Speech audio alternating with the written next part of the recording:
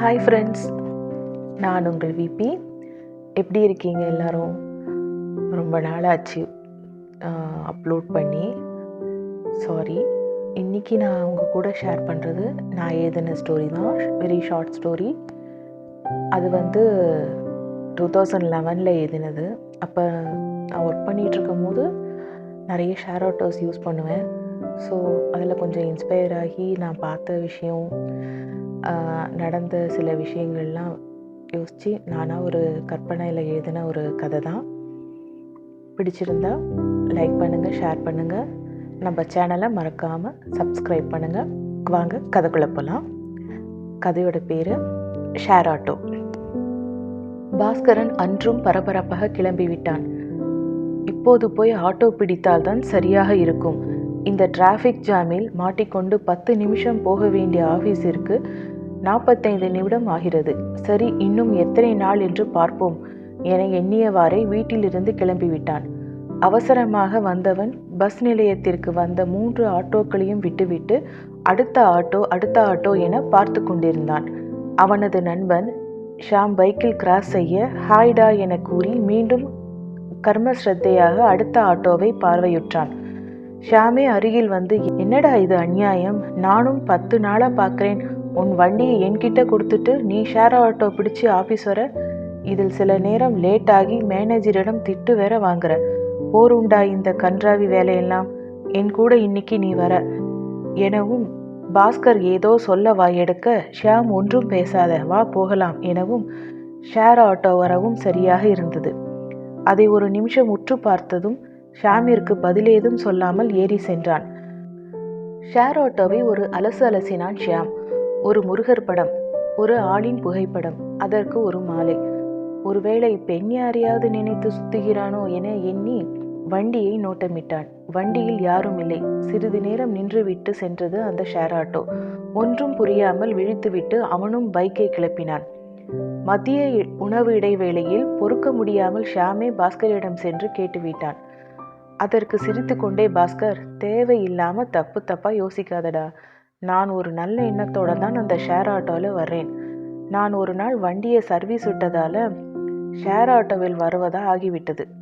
அப்போது பார்த்து நிறைய ஆட்டோக்கள் வந்தனவே ஒழிய காலியாகவோ சிறிது இடத்துடனோ கூட வரவில்லை. எல்லாவற்றிலும் கூட்டம் நிரம்பி வழிந்தது. என்ன செய்ய, ஆஃபீஸருக்கு டைம் ஆகிவிட்டதே என நினைத்து கொண்டிருந்த போதுதான் இந்த ஷேர் ஆட்டோ வந்து நின்றது, அதுவும் காலியாக. என்ன ஆச்சரியம் என சந்தோஷத்துடன் ஏறி அமர்ந்தேன். சிறிது நேரம் நின்று காத்திருந்த ஆட்டோவை டைம் ஆனதால் சீக்கிரம் போக சொல்லி கூறினேன். சரி தம்பி, இப்போ கிளம்பிடுறேன் என எனக்கு பதிலளித்தவர் திரும்பி என்னை பார்த்து முறுவலித்தார். எனக்கு ஆச்சரியமாகவும் சிறிது அதிர்ச்சியாகவும் கூட இருந்தது. ஏனென்றால் வண்டியை ஓட்டியவர் ஒரு மூதாட்டி. 60 வயதுக்கு மேல் மதிக்கத்தக்க ஒரு வயதான பாட்டி ஷேர் ஆட்டோவை ஓட்டுகிறாரா என அதிர்ந்துதான் போனேன். தம்பி, என் வயசு 63 ஆகுது. என் வீட்டுக்காரர் ஒரு ஆட்டோ டிரைவர். ஷேர் ஆட்டோவும் வாங்கி ஓட்டிக்கிட்டு இருந்தார்.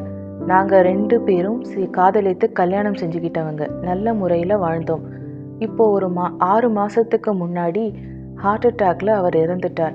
எனக்கு என்ன செய்யறதுனே தெரியல. என்னோட பெண் காலேஜ் முடிக்க போறா. காசுக்கு என்ன பண்ணுறதுன்னு தெரியாமல் இருக்கும்போது தான் அவர் காதலோட சின்ன வயசில் ஆட்டோ ஓட்ட கற்றுக் கொடுத்தார். லைசன்ஸும் வாங்கி நான் ஆட்டோ ஓட்டினேன். அவருக்கு முடியாத சமயத்தில் நான் தான் சவாரிக்கு போவேன். ஆனால் இப்போ எனக்கு வயசு ஆயிடுச்சு, என்னால் ஓட்ட முடியாது, ஏதாவது ஆக்சிடெண்ட் பண்ணிடுவேன்னு நினச்சி யாரும் இதில் ஏற மாட்டேங்கிறாங்க தம்பி. எனக்கும் ஆட்டோ ஓட்டி அனுபவம் இருக்குன்னு சொன்னாலும் எத்தனை பேர்கிட்ட என்னால் சொல்லிக்கிட்டே இருக்க முடியும்? அதுவும் இங்கே ஷேர் ஆட்டோன்னா ரொம்ப டிமாண்ட்.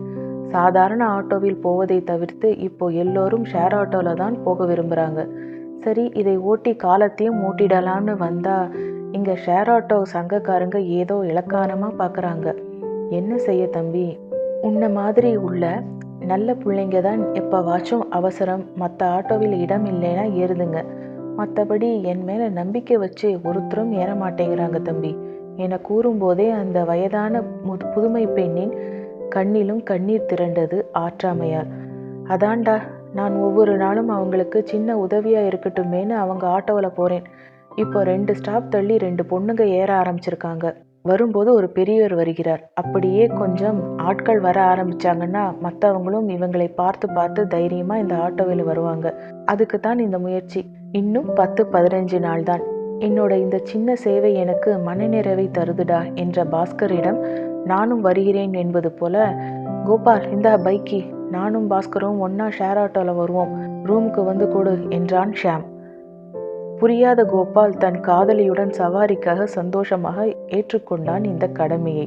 ஓகே ஃப்ரெண்ட்ஸ், எப்படி இருந்துச்சு கதை? கண்டிப்பாக பிடிச்சிருக்கும் எல்லாருக்கும் நம்புகிறேன். ரொம்ப குட்டி கதை தான், இருந்தாலும் சில பாசிட்டிவ் வைப்ஸ் கொடுத்துருக்கோம் உங்களுக்கும். ஸோ இங்கே எனக்காக சப்ஸ்கிரைப் பண்ணுங்கள், ஷேர் பண்ணுங்கள், லைக் பண்ணுங்கள், கண்டினியூ பண்ணுங்கள் உங்கள் சப்போர்ட்டை. தேங்க்யூ.